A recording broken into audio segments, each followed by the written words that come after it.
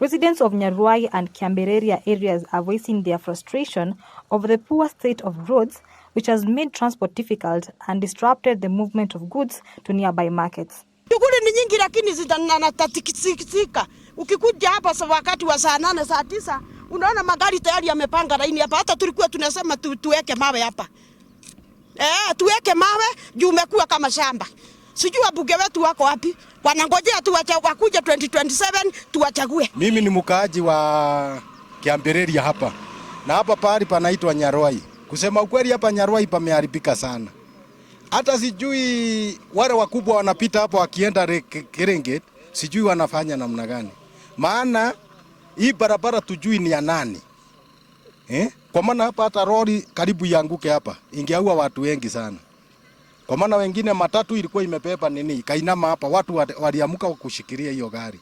Mimi nafanya kazi ya transport na sasa hii barabara ukiangalia ni lami kwa hapa ni mbaya. Hii ni mahali naingia ni mbaya, hata ukiangalia sasa hii pikipiki kila mtu amejaa matope imevunjika na kuna jua. Sasa hata ukinyesha huwezi toa hata kitu na umelima.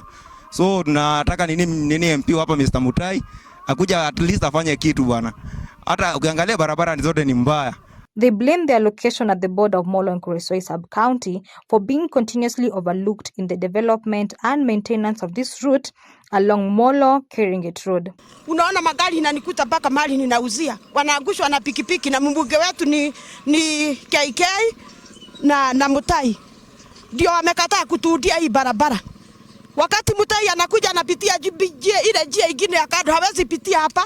Juu hapa pamekuwa pabaya kabisa. Uko na wabunge zote unajua pande ya Kuresoi na pande ya Molo constituency zote zinahudumiwa na hii barabara.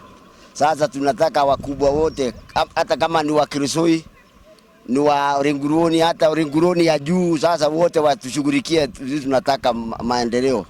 Barabara inatutatiza kila wakati. Sasa magari inakwama kwa lami ni makosa sana. Aiwapo Mr. Mutai ameshindwa na kazi, anaweza jiuzulu tu tutafuta kiongozi mwingine ambaye atatushughulikia, tupate barabara mzuri. At least hata ukilima viazi hata kama unapata ya kutoa kupeleka sokoni. Sasa unalima viazi, unalima mahindi inaharibikia kwa shamba.